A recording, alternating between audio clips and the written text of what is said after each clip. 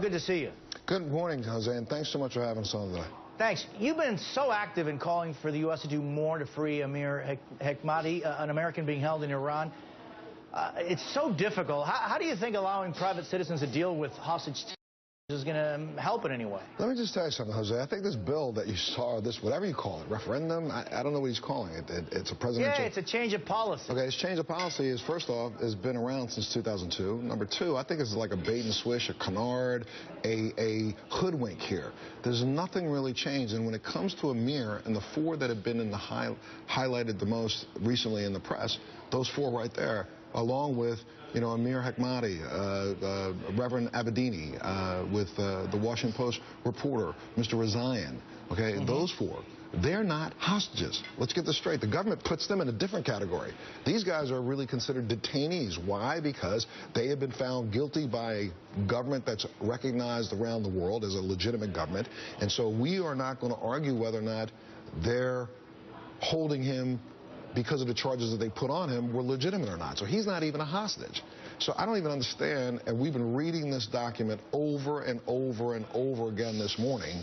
I don't really believe there's been any change in policy. I think this was just done so that come the 30th, when the four others aren't released, there's something of an excuse that this administration can fall back on. And you're talking about the 30th because that's the cutoff period, supposedly, although that probably could be extended, that the U.S., G+5, are having their agreement with Iran on the nukes. Yes, sir. And, you know, tonight, I and two of the members, I've been invited by two of the members of Amir's family to go with them over to London and then on to Vienna, so that we can see if we can gain some international support for the illegal holding of a citizen like Amir Hekmati. Now, we've got to reach outside of the United States government to get other governments to see if they can help us release an American Marine, which to me I think is absolutely ridiculous, but we're going to do it. And why? I'm telling you, your followers can follow me on, you know, Montel_Williams. You follow me on Twitter.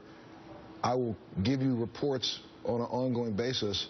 We already have some interviews right now set up with some of the biggest press outlets in Europe because they're interested to figure out why is it that your government would allow a person who served in the military to have another government reach into his life and arrest him just for wearing a United States uniform. But listen, Montel, this is what I understand. I mean, the United States government has dealt with this. For example, you want to talk about a government holding an American, Alan Gross, in Cuba. Yes. He was there held for 5 years. The American government negotiated.